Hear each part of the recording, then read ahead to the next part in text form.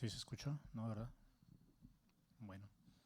Otra vez la bienvenida. Agradecemos su asistencia a esta asociación mensual correspondiente al mes de abril de 2025 y vamos a comenzar con el concurso de estudios diagnósticos a cargo del doctor Óscar Suárez. Buenas tardes, Óscar.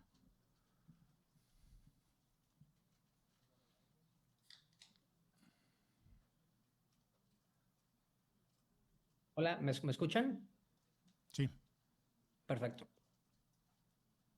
Ustedes me dicen cuando ya se ve mi pantalla. sí se ve la pantalla. Bueno, perfecto. Pues comenzamos con este concurso de imágenes diagnósticas. Eh, primera imagen. La curva en esta flujometría es característica de la siguiente patología: A, agrandamiento prostático; B, estrechez uretral; C, hipocontractilidad del detrusor; de vejiga hiperactiva. Ahí tenemos los valores de esa flujometría por debajo de la imagen. Doy unos 5 minutos. Qmax de 5 mililitros, volumen vaciado 267 mililitros, un tiempo de vaciado de 1.48 minutos con orina residual de 120 mililitros. Pasamos a la siguiente diapositiva. ¿Cuál aseveración es la correcta respecto al siguiente uretrograma retrógrado? A, estrechez de uretra vulvar; B, estrechez bulbomembranosa; C, uretrograma normal; D, uretrograma no valorable por mala técnica. Siguiente diapositiva. ¿Cuál es el diagnóstico de acuerdo a este uretrograma retrógrado? A, estrechez de uretra vulvar; B, estrechez bulbomembranosa; C, uretrograma normal; D, estrechez de uretra peniana. La siguiente. De acuerdo a las buenas prácticas para la realización de un uretrograma retrógrado, ¿qué está incorrecto en el siguiente uretrograma?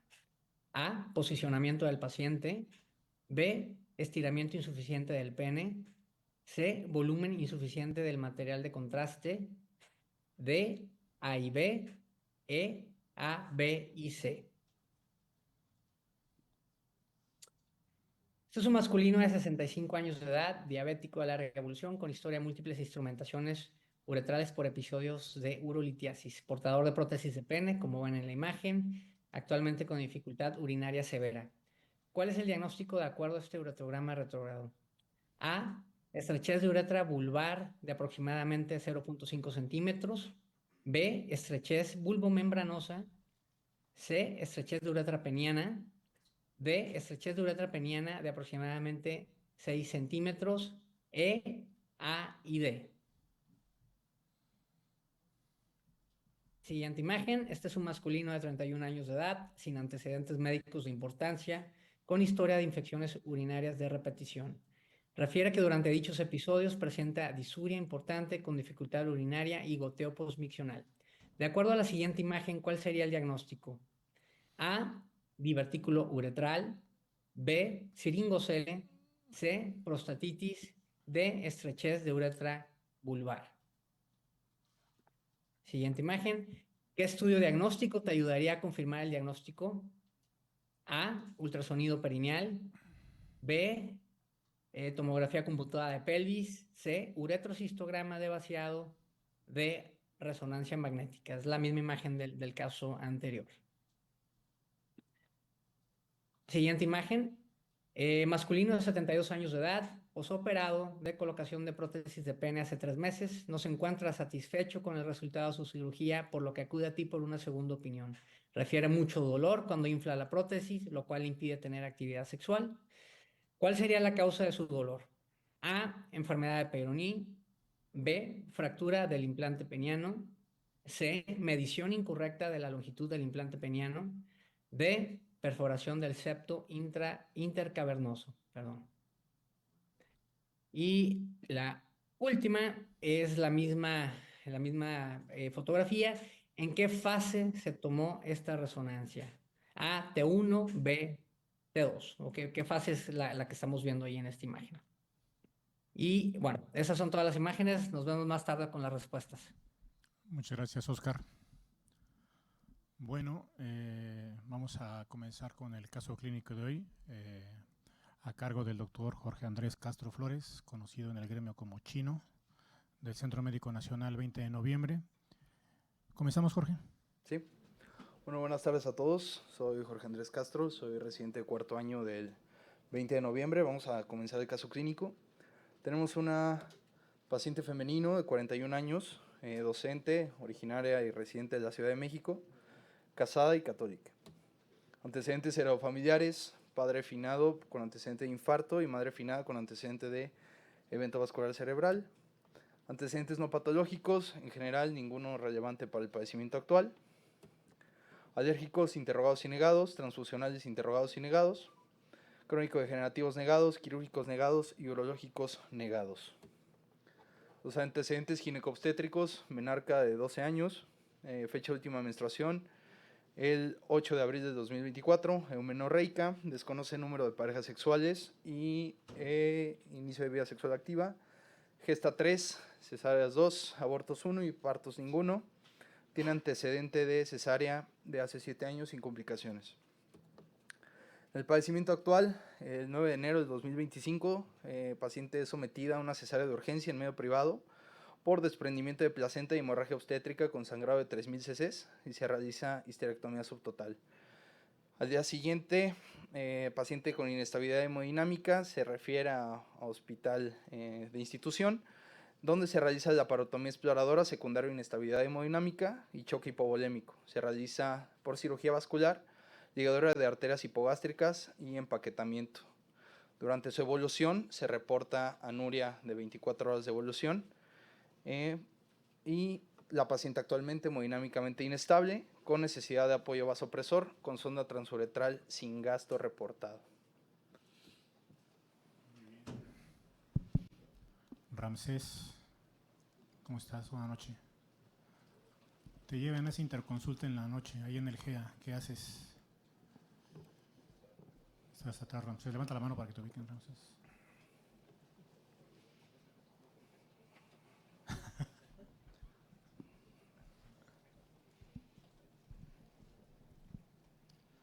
Ok, bueno, tenemos a esta paciente que, pues bueno, le hicieron la histerectomía, después la volvieron a meter por cirugía vascular y aparentemente le ligaron las hipogástricas y la empaquetaron.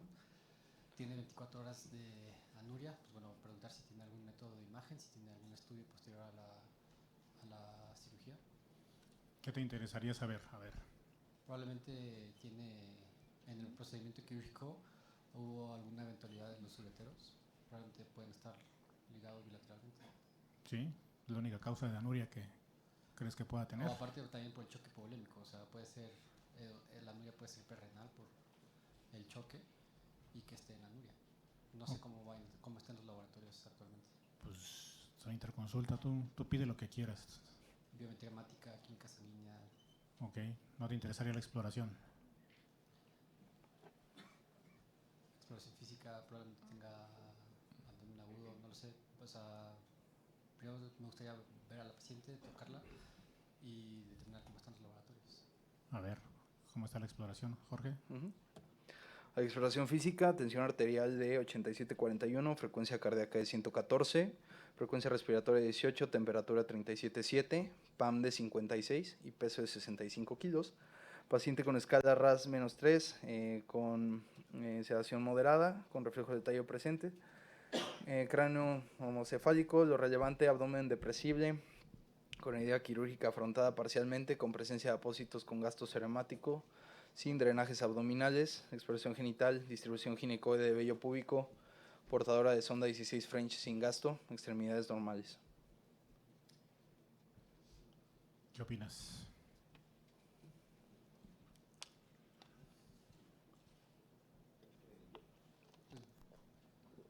Abdomen depresible con herida quirúrgica afrontada parcialmente, presencia de apósitos gastroenterico sin drenajes abdominales. Digo, aparentemente no hay algo relevante, únicamente que está chocada, pero la tensión arterial está por el suelo. No está. No sé si tenga aminas en ese momento. Es dependiente de vasopresor. Los laboratorios, ¿cómo están actualmente? ¿Qué quieres ver? Biometría hemática, química sanguínea.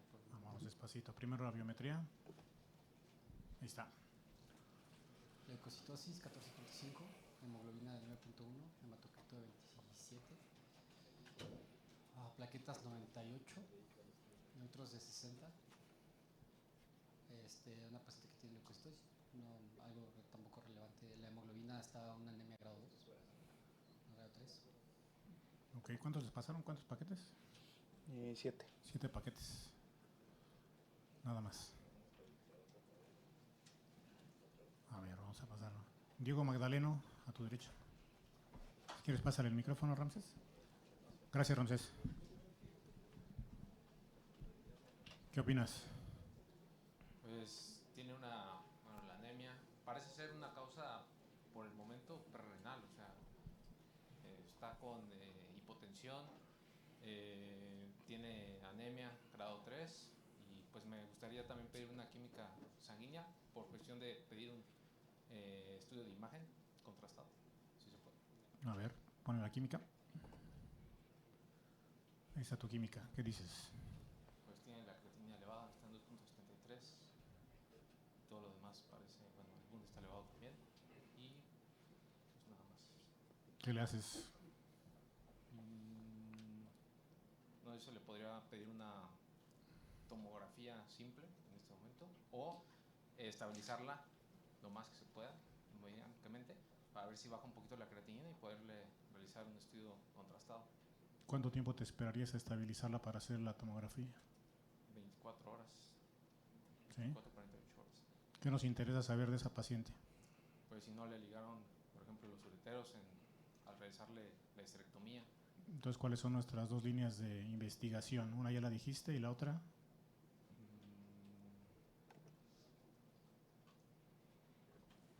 Bueno, ya dijiste las dos, correcto. ¿Cómo la abordamos?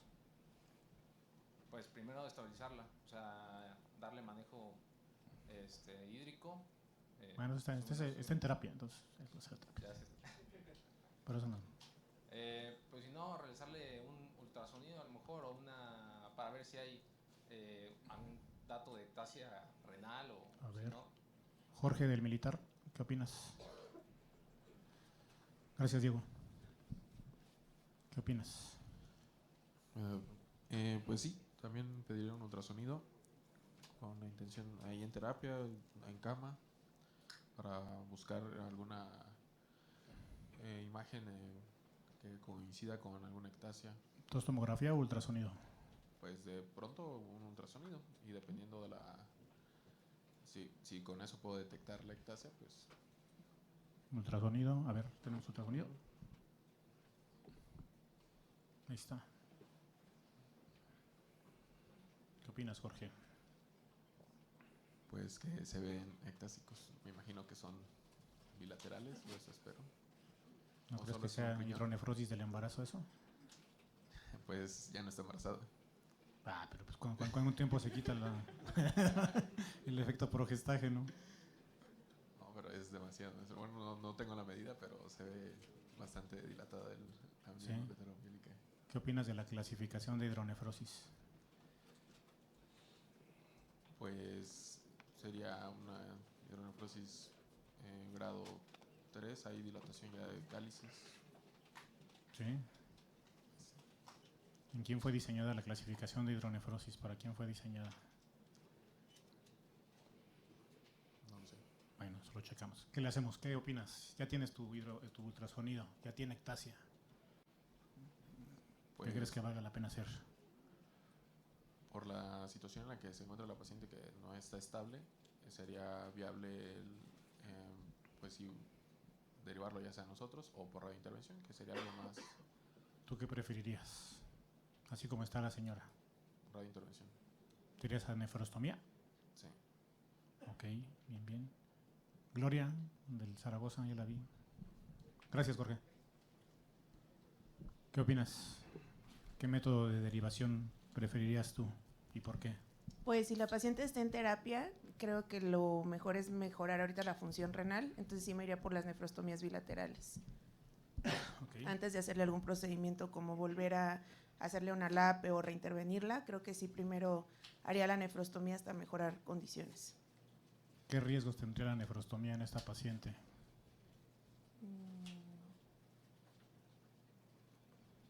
¿Cuánto tenía de plaquetas, se acuerdan?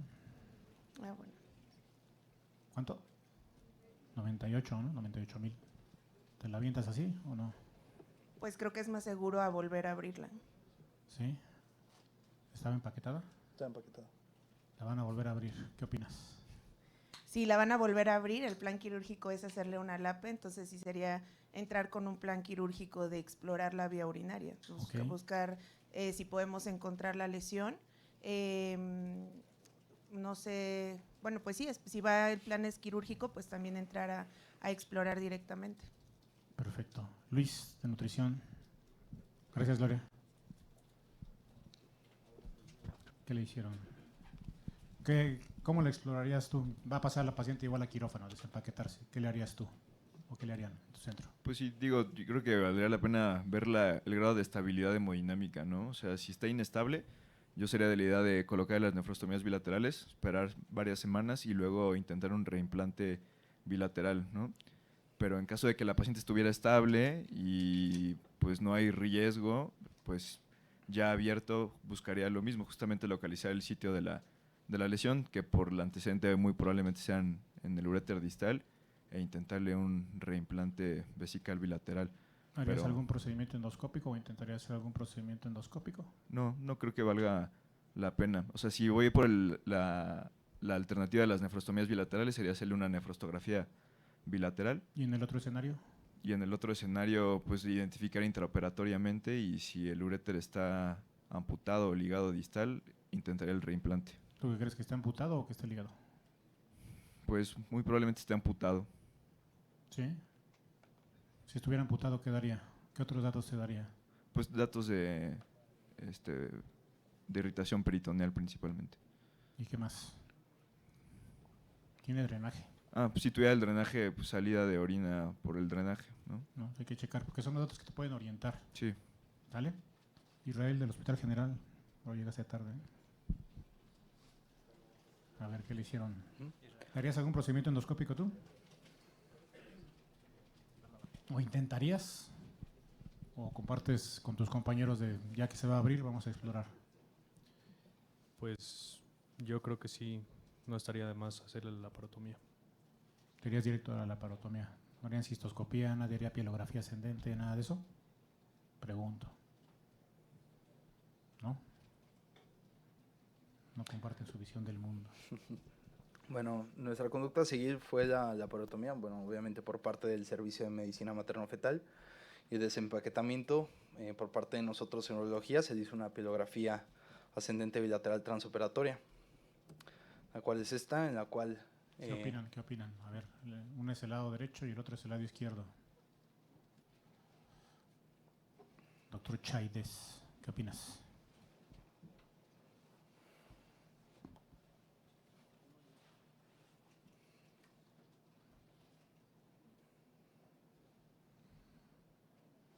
Aarón, ¿qué opinas? Pues ahí se ve que si no pasa la guía, entonces pues ahí ya... En ese punto pues sí se ve que está ligado a ambos uréteres. Ok. ¿Y qué harías ahí? ¿Ya está abierta? ¿Está...? Pues ¿Ya ya le entrar quitaron para realizar el reimplante, porque en esa localización se ve que está en tercio inferior. ¿Los reimplantarías los dos? Sí, ¿Por qué? pues ya, pues sí. Así con ¿no? esa imagen tú dices, ¿los reimplanto los dos? ¿O hasta que exploras bien qué está pasando? No, pues obviamente ya ahí vamos a explorar y vemos exactamente a qué altura está la ligadura y... ¿Cuándo harías reimplante y cuándo harías uretero-anastomosis?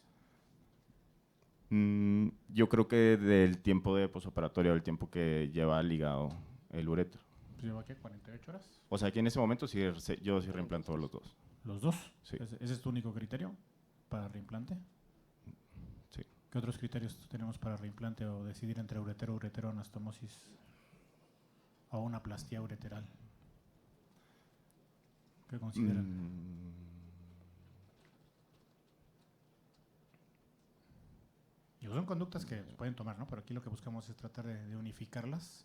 Pues sí, podría ser como muchos, ver el aspecto de la mucosa del uréter y toda esa todo eso, ¿no? situación. Hasta no ver cómo está, sobre todo la vascularidad, ¿no? Que es Sí. un punto importante, y la altura, como bien dices. O sea, son varios factores que hay que tomar en cuenta, ¿no? Sí. Bueno, como hallazgos, se encontró un hematoma retroperitoneal de aproximadamente 1100 cc. Se realiza control de daños por servicio de medicina materno-fetal. A la estabilización se realizó la pelografía ascendente por nuestro servicio, sin paso de medio de contraste ni paso de guía hidrofílica riñón. Se identifica material de sutura en tercio inferior de uréter a 3 centímetros de la unión uretero-vesical izquierda y una ligadura total de uréter derecho a 2.5 centímetros de la unión uretero-vesical con tejido ureteral no viable. Doctor Osornio de Ixtapalapa. Compañeros del ISEM, vinieron compañeros del ISEM de Toluca, me pareció verlos. ¿Qué opinan? ¿Cuál es tu nombre, doctor? José García. Doctor José García. ¿Qué le harías ahora sí viendo todo a detalle? ¿Le darías alguna clasificación o alguna gradificación a esa lesión ureteral?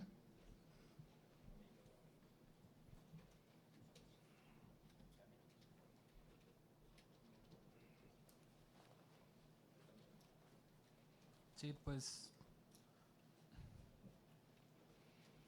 definitivamente es un trauma ureteral. Ya como dice ahí, el tejido es no viable, pues sí, bueno, es candidato a un reimplante ureteral por la longitud bueno, la distancia a la que está la ligadura. ¿De qué lado? Del lado derecho, 2.5 centímetros. No, de los dos lados. A lo mejor del lado izquierdo está un poco más arriba la ligadura y pues habría que ver qué tanto puede o no dar o ser viable el reimplante o si el paciente pudiera ser candidato tal vez a un VARI o a un SOAS Hitch. Dependiendo de la altura. Dependiendo de la altura. Ok. La altura y pues igual la viabilidad del tejido. Ok. Entonces, aquí, ¿cuáles serían las pautas, Marco Asensio del GA? Gracias. ¿Cuál es tu opinión?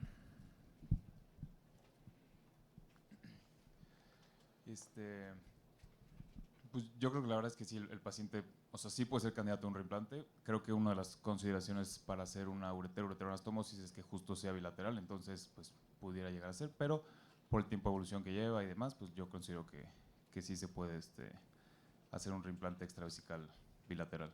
¿Qué opinas de las pruebas de colorante en estos casos? ¿Ves que lo ponen azul de metileno, índigo, carmín, esas cosas? ¿Qué opinión tienes tú?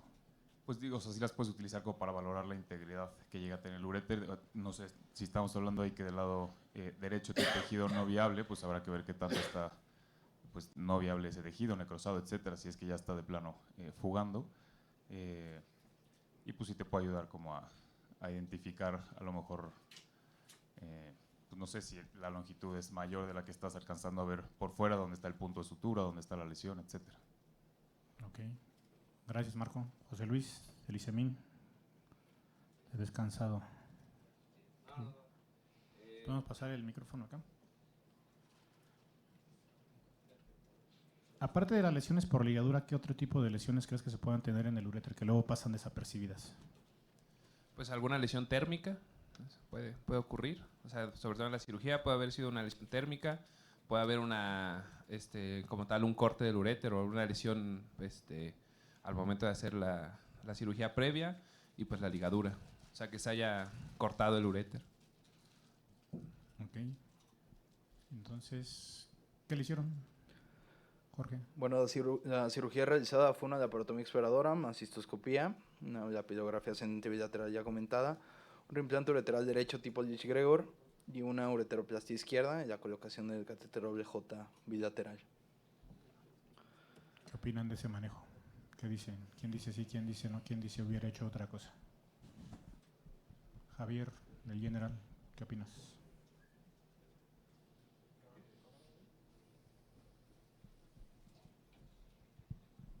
Gracias. Yo creo que habría hecho lo mismo, o sea, el mismo manejo bilateral en el mismo tiempo quirúrgico. Ok. En los dos siempre dejas catéter, en las ureterostomías. ¿Qué opinas?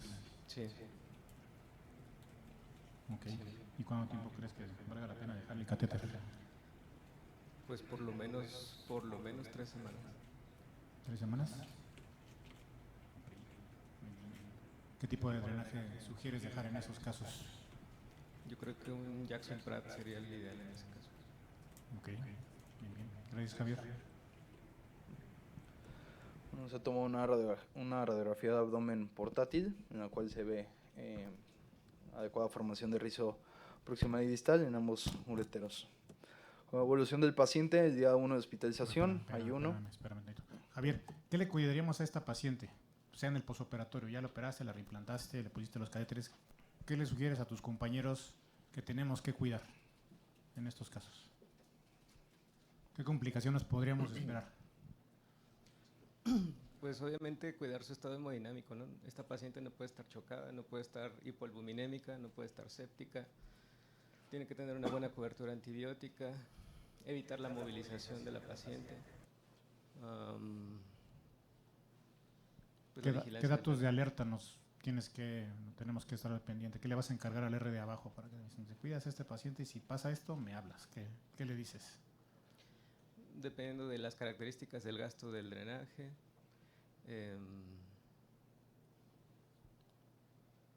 el gasto por la sonda transuretral, que se mantenga con una uresis efectiva. Yo creo que sería lo principal. Ok, fue lo que vimos la semana pasada, algo, ¿no? O sea, que las lesiones que pueden incluso necrosar, o como decía José Luis, ¿no? O sea, hay lesiones tardías que no vas a identificar de inicio, sobre todo la lesión térmica, que es algo que también tenemos que estar evaluando, ¿no? Porque a lo mejor va bien la señora y de repente empieza a fugar, ¿no? Tuvo una lesión térmica tardía que en ese momento no se advirtió, quedó ahí, se necrosó, empezó a fugar y ahí es la disyuntiva. ¿Cómo manejarías una probabilidad o cómo la estudiarías tú? ¿Qué le harías? ¿Sospechando necrosis en este paciente, en este caso? A ti te empezó a fugar después del segundo, como el cuarto día te empezó a fugar, te empezó a gastar más el drenaje.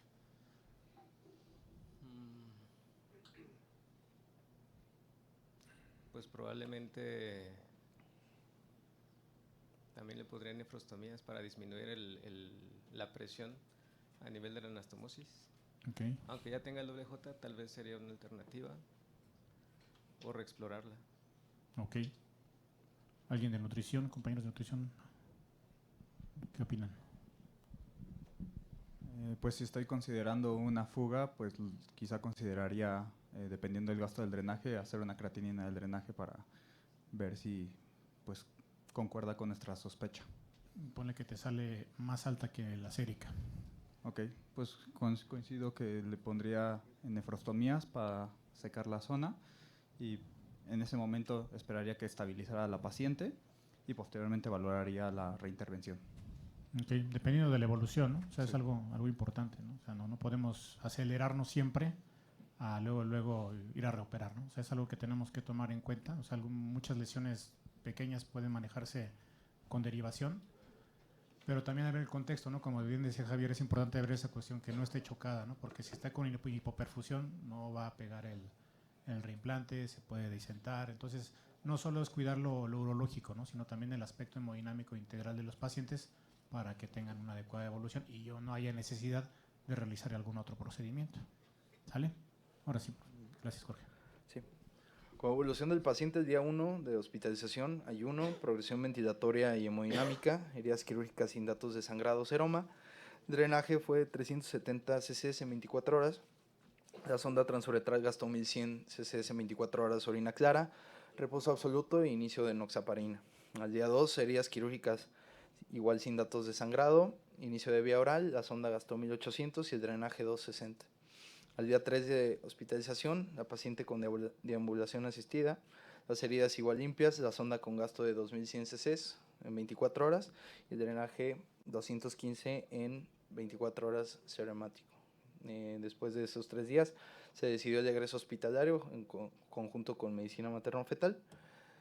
Al día 7 estuvo el retiro de la sonda transuretral y se dejó el drenaje. ¿Qué opinan de eso? ¿Cuánto tiempo dejarían la sonda transuretral en una ureteroneocistostomía?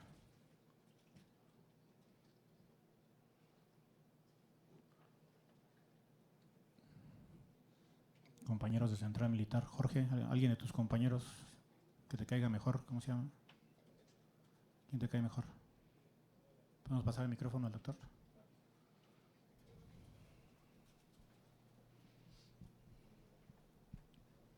¿Cuál es tu nombre, doctor? Hola, David, buenas noches. Buenas noches, David. Pues yo creo que así dejaremos la sonda por lo menos unos 14 días. 14 días, Ajá, ok. para que seque bien la zona y evitar que haya presión en la vejiga que pueda disentar la anastomosis. Ok, entonces la jugaron estos amigos del 20, ¿no? ¿Qué opinan de eso? Porque es lo controvertido, que cuánto la dejas más, menos tiempo, qué beneficios te da dejarla más tiempo, qué perjuicios te da dejarla un tiempo mayor, es lo que tenemos que evaluar. ¿Qué riesgos tienes si la dejas más tiempo? Pues de infección, si pudiera llegar a suceder. Entonces ese es el punto. Ahorita en la revisión vamos a checar eso, pero sí es algo que tenemos que tomar en cuenta. Y también el retiro del catéter, porque también es algo que a lo mejor no está tan estandarizado. Habrá quien lo deja menos tiempo, habrá quien lo deja más tiempo, pero ahorita hizo una muy buena revisión Jorge. Vamos a ver ese tipo de cuestiones para que vayamos tomando conductas ya más basadas en evidencia. Gracias, David. Seguimos, Jorge. Bueno, a la sexta semana se decidió el retiro del catéter doble J bilateral y a las 2 semanas posteriores al retiro se realizó una urotomografía.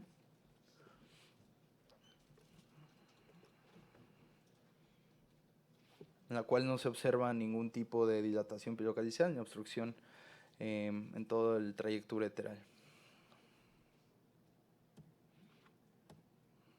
Bien, Daniel, del ABC, ¿cómo sigues a esta paciente después? ¿Ya la diste de alta? ¿Ya le fue bien? ¿Ya le quitaste el doble J? ¿Ya no la vuelves a ver? ¿O le das algunas citas para seguimiento y cómo consideras que vale la pena seguirla?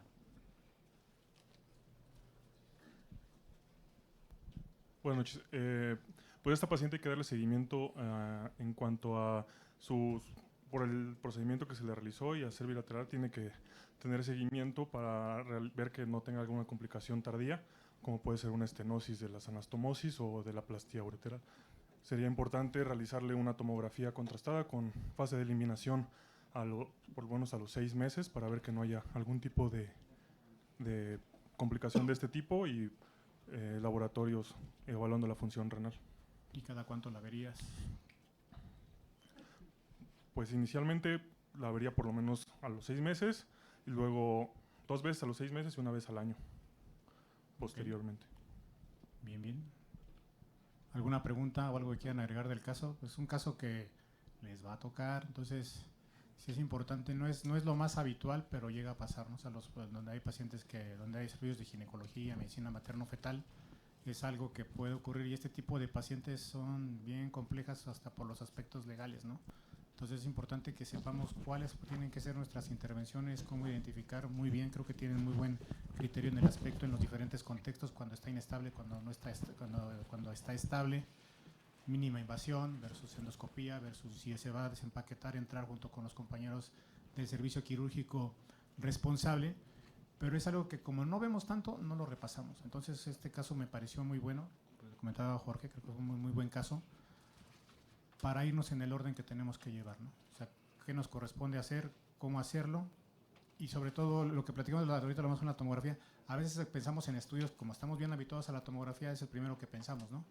Pero realmente son estudios que a lo mejor en estos escenarios pueden retardarnos el tratamiento o a veces no se pueden realizar por la inestabilidad de los pacientes, ¿no? Entonces son cuestiones que tenemos que tomar en cuenta.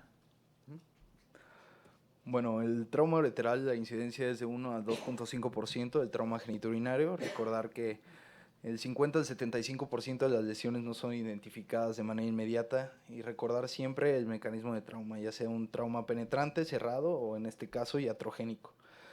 En las lesiones de la unión ureteropélvica o en las lesiones de la unión ureterovesical, el mecanismo de trauma siempre es por avulsión como resultado de una desaceleración rápida. Como la clasificación que todo el mundo conocemos de trauma ureteral está dividida en 5 grados. Generalmente esta clasificación es para trauma y se aplica frecuentemente en las lesiones iatrogénicas como lo son las ligaduras o las lesiones térmicas, ¿no? Una ligadura completa según la literatura, sin sección podría considerarse un grado 2 o un grado 3, dependiendo si hay una isquemia parcial o total del tejido. Esto es importante debido a que esta clasificación no es por el mecanismo de daño, sino por el grado de daño funcional y anatómico, y generalmente el diagnóstico se hace en una manera transquirúrgica o postquirúrgica. En dado caso que el paciente tenga los ureteros sometidos a isquemia, pues obviamente va a haber una pérdida tisular y esto puede conllevar un grado 4 o un grado 5. Las cirugías ginecológicas benignas, en un 73%, son las cirugías con mayor asociación a lesión uretral iatrogénica. Las principales, la cesárea de urgencia, la histerectomía abdominal, la histerectomía laparoscópica y los procedimientos uroginecológicos vaginales. Las cirugías colorectales en un 13% y las ureteroscopías en un 14%. En la literatura se reporta una incidencia de lesión del tracto urinario de 1.6 por cada 1000 cirugías ginecológicas y de 2.7 por cada 1000 cesáreas. Los factores de riesgo asociados a trauma uretral iatrogénico, la cirugía previa o que la paciente haya recibido radioterapia, la endometriosis, la hemorragia obstétrica, la diverticulitis y el estado de malignidad avanzada. ¿Cuáles son los mecanismos de lesión uretral iatrogénica? Bueno, pues la ligadura del mismo, la sección completa o parcial no intencionada, la lesión térmica y obviamente la isquemia por devascularización. Lo que está en debate es si realizar el acto quirúrgico inmediato o diferido. Se ha visto que el reconocimiento temprano y el tratamiento temprano se ha asociado con una disminución en la morbilidad, y en un acto diferido el retraso puede incrementar la morbilidad, y se ha visto que 2 de cada 10 lesiones ureterales diferidas tienen un muy alto riesgo de una fístula ureterovaginal, y esto pues obviamente va a impactar en la calidad de vida del paciente. Como diagnóstico, pues generalmente el trauma ureteral iatrogénico es una lesión advertida. Generalmente ya cuando hay un diagnóstico tardío, pues el paciente presenta dolor abdominal, sepsis, la hematuria es un signo ausente totalmente. La ausencia de hematuria no descarta la lesión ureteral. La distensión abdominal, la uremia, la presencia de un urinoma, el gasto de la orina en el drenaje abdominal en relación 5:1 o en el caso de nuestra paciente, pues la simple anuria. La Asociación Europea y la Americana en 2020 dijeron que el Eurotac es el estudio más utilizado en los pacientes estables. Sin embargo, en pacientes donde no hay un diagnóstico franco o el paciente está hemodinámicamente inestable, la urografía retrógrada es el mejor método diagnóstico. El uso de stent ureteral preoperatorio, prequirúrgico, esto es muy debatible. El metaanálisis más grande que está reportado fue de 1998 de Cuno. Fue un estudio en el que comparó los resultados sometidos a la laparotomía exploradora ginecológica en 3.071 pacientes. Sin embargo, el resultado fue que no hubo diferencias estadísticamente significativas en la incidencia de lesiones ureterales con o sin un catéter profiláctico. Un estudio más reciente de 2024, que fue una revisión sistemática y metaanálisis, se incluyeron 3 ensayos controlados aleatorios y 7 estudios observacionales. Aquí pongo en esta tabla 2 de los 3 ensayos aleatorizados, en el cual en el primero fueron casi 3.000 pacientes y se comparó si había algún tipo de disminución de riesgo de lesión ureteral con o sin catéter prequirúrgico.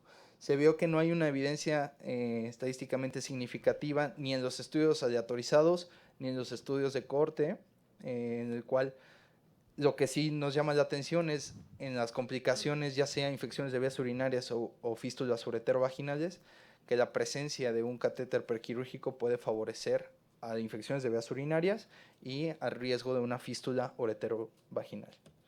Como conclusiones del estudio, no se encontraron diferencias significativas en las tasas de lesiones entre los pacientes que se les colocó un catéter ureteral profiláctico. Sin embargo, aunque no fueron muy significativos, también se observaron resultados negativos en los que sí tuvieron el catéter profiláctico, por lo cual en este estudio concluyen que siempre se tiene que individualizar el caso y evaluarse si el paciente se puede o no beneficiar de un catéter prequirúrgico. En este estudio se habla de la prevención de las lesiones de una manera anatómica en las cirugías ginecológicas. Reportan una tasa de lesiones de 0.4 a 2.5 durante una cirugía pélvica y, lo más importante, los factores anatómicos. Siempre recordar la disección retroperitoneal de la pared lateral pélvica es la parte vital para minimizar el riesgo de lesión ureteral intraoperatoria, Y recordar que la disección del peritoneo debe ser lateral en el uréter superior y medial en el uréter inferior debido a la vasculatura. Esto además, en esta imagen podemos ver 4 tipos de lesiones, en el cual la ligadura de los vasos gonadales en cirugía de anexos puede ocasionar una lesión ureteral. En las linfadenectomías también puede ser un riesgo de lesión, o en su caso, pues que todo el mundo conocemos, como en la histerectomía, que el uréter pasa pues por debajo de la arteria uterina. Pero también importante en las cirugías vaginales, el ángulo vesico-vaginal, que es cerca de la unión del uréter con la vejiga.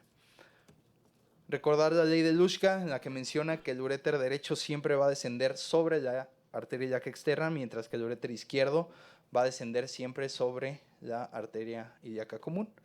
Como ya había comentado, en las cirugías vaginales sí es importante tener en cuenta el descenso del uréter sobre la arteria uterina, y en casos de una colporrafia anterior, si no se hace un buen espacio vesico-vaginal, las suturas pueden comprometer la lesión del uréter en su unión uretero-vesical. En las pacientes obstétricas, generalmente es asociado o resulta de una sutura importante debido a un sangrado que comprometa a la paciente, o en el caso de nuestra paciente, en el desarrollo de una ligadura de arterias hipogástricas. Como ya había comentado, la inserción preoperatoria de una endoprótesis no reduce las complicaciones, ¿sí? Se asocia a una estancia hospitalaria más prolongada y una mayor incidencia de IVUS. Considerando en este artículo que la identificación y la disección anatómica del uréter sigue siendo el método más eficaz para disminuir el riesgo de lesiones ureterales iatrogénicas. Y les pongo aquí un algoritmo en el cual, si hay un diagnóstico intraoperatorio, pues obviamente se pueden hacer diferentes tipos, ya sea la prueba de índigo carmín o observar si hay una fuga de orina o una lesión advertida. En caso de que la lesión sea menor, considerar la colocación de un catéter ureteral. Sin embargo, si es una lesión mayor, como en este caso, pues sí se consideró el reimplante ureteral. Como ya había comentado, una lesión advertida debe ser de manejo inmediato, ya que disminuye la necesidad de procedimientos secundarios en comparación con una reparación tardía. Este es el algoritmo de la Asociación Europea, en la cual si hay un diagnóstico inmediato, si el paciente está estable, obviamente el paciente empezó con inestabilidad, sin embargo el servicio tratante logró estabilizar a la paciente hemodinámicamente, por lo cual se consideró la reparación inmediata. Sin embargo, si está inestable, realizar cirugía de control de daños, ligadura de uréter y la colocación de una nefrostomía. En un paciente que tiene un diagnóstico diferido, pues sí, obviamente considerar la nefrostomía o la colocación del catéter WJ.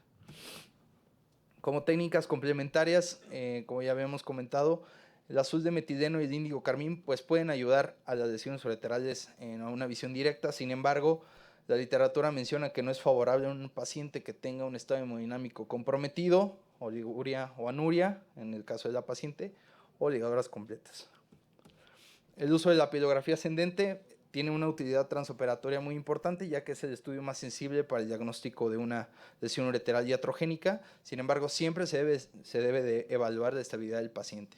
En caso de que las lesiones comprometan la vida del paciente o el grado ureteral es máximo, el uréter debe ligarse en el extremo proximal y valorar la reparación posterior, sabiendo que puede tener más complicaciones un tratamiento tardío. En el caso de una lesión intraoperatoria, se puede combinar tanto la exploración quirúrgica urológica junto con la pilografía ascendente, ya que permite la visualización directa de los uréteres y permiten el paso del estén ureteral. Considerar la UroTac puede llevar al retraso del diagnóstico de tratamiento, y esto pues puede disminuir la calidad de vida. En la reparación ureteral existen varios principios, que es la dehidratación del tejido necrótico, la eliminación de las suturas, anastomosis libre de tensión, cateterismo ureteral y la preservación de la adventicia ureteral. Al cumplir estos 5 puntos, hay una tasa de éxito del 88 al 94% postoperatorio. ¿Qué dicen las guías americanas sobre la lesión ureteral sobre los vasos ilíacos? En lesiones proximales a los vasos ilíacos se debe realizar una reparación primaria, ya sea una ureteroplastía o una uretero-anastomosis sobre el estén ureteral. Mientras que las lesiones distales a los vasos ilíacos considerar la ureteroplastia primaria o, como técnica más eficaz, la reimplantación ureteral.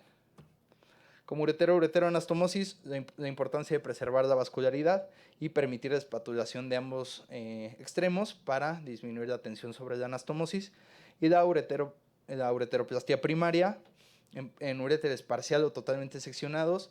Siempre se debe comprobar la viabilidad del mismo tejido ureteral y, en caso de repararse, colocar un doble J que permite ferulizar el uréter con una sutura absorbible 4 ceros, y en defectos longitudinales siempre realizar una rafia transversal para disminuir el riesgo de estenosis. La ureteroneocistostomía es la técnica más eficaz en lesiones de tercio inferior, siempre realizar en caso de que un tejido ureteral no sea viable o no sea considerado viable, y con un túnel submucoso en relación de 4 a 5:1. Y el sitio de reimplantación siempre considerar la cúpula posterior anterior y no las paredes laterales, debido a que puede afectarse con el llenado vesical. En este algoritmo que resume todo el manejo oportuno de un paciente con una lesión ureteral, en una lesión intraoperatoria, pues obviamente inspeccionar directamente el uréter y usar algún tipo de técnica adyuvante que nos pueda ayudar a decidir el mejor manejo para este paciente, ya sea la inyección nasal de metileno o intentar poner el catéter WJ o la pielografía retrógrada. En caso de una ligadura, remover la ligadura y observar la viabilidad del tejido. En caso de que el tejido no esté viable, considerar quitar ese tejido y hacer una reparación primaria. En caso de que esté viable, pues colocar el catéter WJ es la opción. Y el seguimiento, se considera remover el catéter WJ de 6 a 8 semanas y considerar la monitorización por probables complicaciones que tenga el paciente. Uno de los artículos más recientes fue de evaluar los resultados posoperatorios de los pacientes sometidos a ureteroneocistostomía en función a la duración de la sonda. Fue una revisión retrospectiva de 145 pacientes, los cuales dividieron en 3 grupos. El grupo 0, considerando que la sonda duró de 1 a 2 días. El grupo 1 de 3 a 7 días y más de 7 días el grupo 2. Se evaluaron múltiples variables, sin embargo los resultados perioperatorios y posoperatorios y las complicaciones en escala de Clavin-Dindo fueron los más importantes. ¿Qué se observó en este caso? Que la duración de sonda posterior a 7 días se asociaba con puntuaciones Clavin-Dindo más altas y más tasas de readmisión hospitalaria. Se observó que cada día adicional con una sonda transuretral más de 7 días aumentaba 16% la puntuación de Clavin-Dindo media. Ahora, en caso de una lesión térmica, es importante considerar el tratamiento endurológico o no. Bueno, en este estudio presentamos un análisis retrospectivo en pacientes que sufrieron una lesión ureteral iatrogénica y sus resultados con un tratamiento endurológico. Fue un análisis en Turquía, donde se analizaron 27 pacientes entre 2011 y 2018. Los 27 pacientes fueron separados principalmente en 2 grupos, los que recibieron un tratamiento temprano, menos de 24 horas, o un tardío, más de 24 horas, de los cuales 7 sufrieron una lesión ureteral en frío, sin embargo 20 tuvieron una lesión térmica. Además que podemos observar, en este caso, que las complicaciones posterior al tratamiento endurológico o abierto fueron mayores en los que tuvieron un diagnóstico tardío. ¿Cuáles fueron los factores que se asociaron a una complicación posterior al tratamiento? Bueno, pues el tipo de lesión ureteral fue significativa en contra de los pacientes que tuvieron una lesión térmica en un 40%, a diferencia del 0% en los pacientes con una lesión ureteral en frío, así como los pacientes que tuvieron de inicio un tratamiento endurológico como primera opción, el 50% tuvieron complicaciones, a diferencia del 0% en los reimplantes, los pacientes que se sometieron a reimplante ureteral. ¿Esto cómo lo defienden? Bueno, el uso de dispositivos generalmente aumentan la temperatura entre 33 a 100 grados y esto tiene una extensión lateral de 1 centímetro. Sin embargo, el uso indiscriminado por hemostasia puede llevar a la temperatura hasta 350 grados y esto aumentar la extensión lateral de 2.2 a 2.5 centímetros y esto obviamente puede llevar a la desnaturalización de las proteínas y los daños histológicos en las capas ureterales. Como conclusión, pues está limitado El beneficio que puede obtener un tratamiento endurológico en los pacientes que reciben una lesión térmica, y lo importante es siempre considerar en este tipo de pacientes, por el alto riesgo de complicaciones, la decisión del segmento que está desvitalizado y proponer una cirugía reconstructiva, un reimplante ureteral. Como seguimiento de los pacientes que sufren una lesión ureteral, la recomendación es remover el catéter J hasta las 6 semanas con un seguimiento con creatinina sérica cada 6 meses. ¿Cuáles son las posibles complicaciones después de quitar el catéter J? Bueno, la fuga urinaria, la estenosis ureteral, la necrosis ureteral que vimos el mes pasado y la fístula uretero-vaginal. Sin embargo, no hay un seguimiento óptimo. La literatura menciona que se pueden realizar ultrasonidos renales cada 2 meses, obviamente con su creatinina sérica, una urotomografía semestral o una urografía semestral por cada 1 o 2 años para disminuir la exposición a la radiación. Y para finalizar, este estudio innovador es de mínima invasión, se encuentra la técnica Rendezvous, es un manejo endurológico en lesiones iatrogénicas, fue un estudio retrospectivo, fueron 29 pacientes los cuales sufrieron lesiones ureterales iatrogénicas uni o bilaterales, secundario obviamente a cirugías ginecológicas. En estos pacientes, los 29 pacientes primero recibieron un tratamiento de primera línea, ya sea con una colocación anterógrada o retrógrada del catéter J. Sin embargo, estos 29 pacientes no tuvieron éxito, por lo cual se realizó un acceso combinado, en el cual por radiología intervencionista se coloca una nefrostomía, mientras que se intenta subir una guía retrógrada. Esto lo que hace en la letra C, que podemos ver en la primera imagen, primero hay fuga de medio contraste. Sin embargo, en la siguiente imagen se observa el ascenso de una grey hidrofílica de manera retrógrada y después hay un descenso de una canastilla para tomar el extremo. Esto se hace de manera anterógrada y en el espacio retroperitoneal jalar la guía hacia arriba y poder ferulizar el catéter. En este caso, bueno, esta es la imagen postquirúrgica en el cual mediante la técnica se pudo colocar el catéter J. Ahora, en estos 29 pacientes, el 95% fueron de uréter distal y mostraron un 10% de complicaciones, que requirieron obviamente posteriormente un reimplante ureteral, por lo cual no sé, en estos 29 pacientes que no tuvieron alguna complicación mayor, sin embargo el 10% tuvo una estenosis posterior al retiro del catéter J y una reimplantación ureteral pues secundaria, ¿no? Como conclusión, se defiende la mayor morbilidad y hospitalización que corresponde a la cirugía abierta. Sin embargo, como se concluye en esta técnica como una técnica innovadora y eficaz que puede servir como manejo de una lesión ureteral iatrogénica. Y como conclusión, la práctica del cateterismo preoperatorio en caso de cirugía de alto riesgo sigue siendo la mejor opción. Sin embargo, aún no se establece que disminuye el riesgo de lesión ureteral iatrogénica. Independientemente de la colocación prequirúrgica, la mala exposición o el poco reconocimiento de la anatomía durante el procedimiento aumentará sí o sí el riesgo de lesión ureteral y considerar la reparación inmediata una vez alcanzada la estabilidad hemodinámica del paciente. Muchas gracias. Muchas gracias, Jorge. Un aplauso. Pues, muy buen caso y agradecemos mucho su participación, también excelente participación. Les digo, aquí es pues ver el contexto de cada paciente, pero creo que tienen muy buen criterio. Y vamos al resultado del estudio diagnóstico.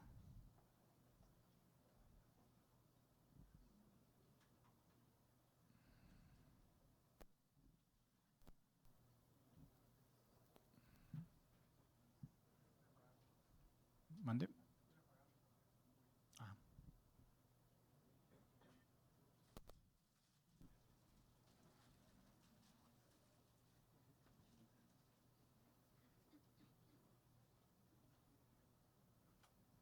Dices cuando empecemos. Listo, Oscar. Todos tuyos.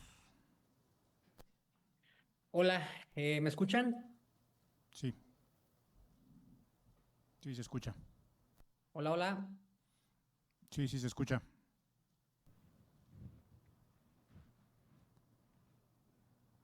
Ok, perfecto. Bueno, continuamos con la respuesta de las preguntas. Bueno, la primera pregunta Esta es una curva típica de una estrechez uretral, ¿verdad? Como vemos la curva con un Qmax reducido y la típica curva en caja, ¿no? Que le llamamos, que no es la curva compresiva de una hiperplasia prostática, por ejemplo. De esta imagen es un uretrograma que no es valorable por su mala técnica, no podemos observarla en la totalidad la uretra y además si están viendo, el paciente está posicionado en AP. Acuérdense que el paciente no puede estar en AP, muy seguramente hay algo ahí en la uretra vulvar que quizá si pusiéramos el paciente bien oblicuo pudiéramos visualizar mejor. Entonces no es una mala técnica. Este es un uretrograma normal. Como vemos toda la uretra en su totalidad, de buen calibre. Aquí la conización de la uretra vulvar al final, obviamente es el esfínter uretral, el vero montano, cuello de la vejiga y vemos la entrada es el cuello de la vejiga. Es como se debe, las imágenes que debemos obtener en un uretrograma normal, un paciente colocado bien oblicuo, con la lateralización acá del fémur. ¿Y cómo sabemos que estamos oblicuos? Vemos los agujeros obturadores, uno muy girado y el otro completamente en AP. La respuesta aquí es AB. Vemos nuevamente que el paciente no está bien posicionado, está casi en AP, no está estirado el pene de forma adecuada para que podamos valorar bien la uretra. Y hubo una buena instilación de volumen de contraste porque vemos se llenó completamente la uretra y hubo llegada de material de contraste a la vejiga, pero no está bien posicionado ese paciente ni bien estirado el pene. En esta, la respuesta es la E, A y D. Hay una estrechez aproximadamente unos 5 o 6 centímetros en la uretra peniana, como vemos aquí bien alternativa, pero además hay otra muy pequeñita en la uretra vulvar media, aproximadamente.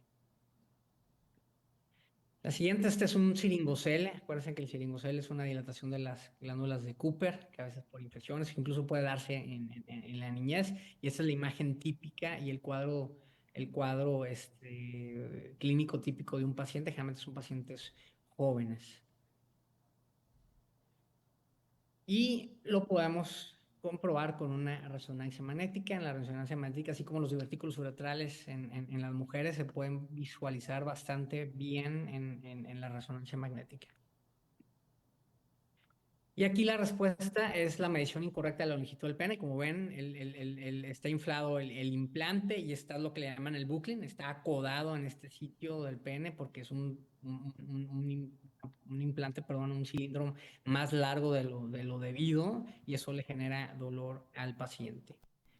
Y la fase de esta resonancia es T1. Acuérdense que T1 el agua se ve así oscura y todo lo que es en T2 se va a ver blanca, ¿no? Todo lo que es líquido como la orina, como estos cilindros están llenos de solución fisiológica, entonces se vería completamente blanco. Y bueno, esas son las respuestas. Felicidades al ganador. Mucha suerte. Muchas gracias, Oscar. Bueno, pues creo que todos son ganadores, pero alguien se lleva el premio, creo. ¿Y quién se lo lleva? Luis Martínez Silva, de Nutrición. Felicidades, Luis. Un aplauso.